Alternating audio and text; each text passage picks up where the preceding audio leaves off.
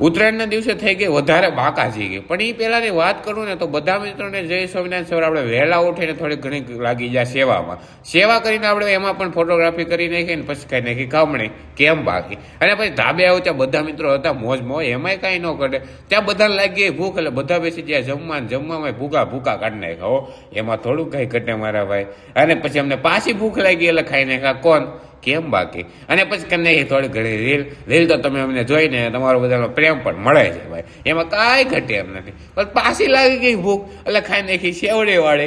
ભાઈ અમને ભૂખ તો લાગે ને ભાઈ, પતંગ કેવા અમે સગાવતા એટલે લાગે તો ખરા ને. પછી કરી નાખી ડિસ્કા વાળી હો ભાઈ, મોજે મોજ રોજે રોજ.